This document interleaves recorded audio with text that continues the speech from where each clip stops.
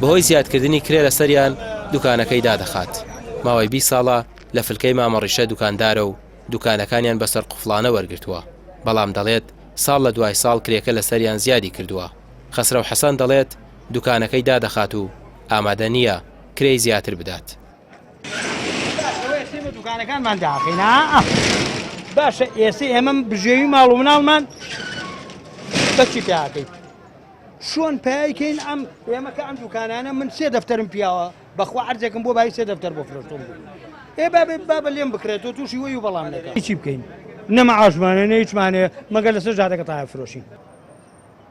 زۆربەی دوکانەکانی فلکەی مامەڕیشە و بەشێک لە بازاڕیش بەسەر قوفڵانە وەرگیراون و لە 50,000ەوە تا نزیکەی 300,000 دیناری تێدایە. هەرچەند دوکاندارێک و خاوەندارێتیەکیان هەیە و ئەوانەی لێرە گرت بوونەتەوە داوایان لێکراوە کرێی زیاتر بدەن.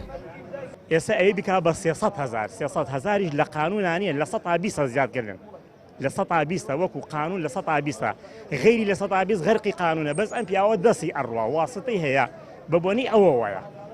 ئێمە وەڵای کەس ناناسی خوانە بێ وڵای بەس خوامانەوێ بەخوای گەورە کۆمەڵێ ناکوڕیزێمەوەکو کوڕزانە کۆمەڵێ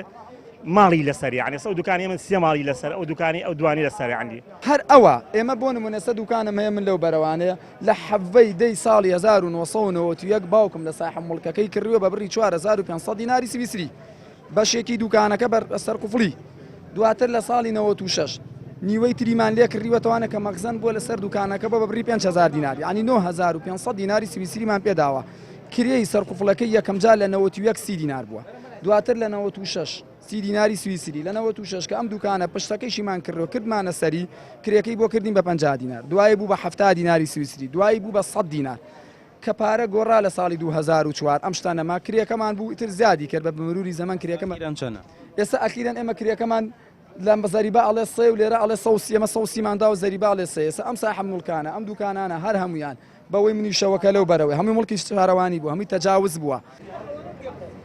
تا ئێستا شارەوانی و بەڕێوەبەرایەتی باجەکان هیچ قسەیەکیان لەو بارەیەوە نەکردووە و وەڵامی پەیوەندیەکانی پەیامیش نەدرایەوە. ئێستا ئەو دوکانانە داخراون و خاوەنەکەی دەڵێت کاتێک دەکرێنەوە کە کرێکانیان بکرێت بە 300,000 دینار و قەرزی 2 ساڵیش بدەنەوە بەڵام کاسبکارانی ئێرە هیچ کام لەو دوو مەرجەیان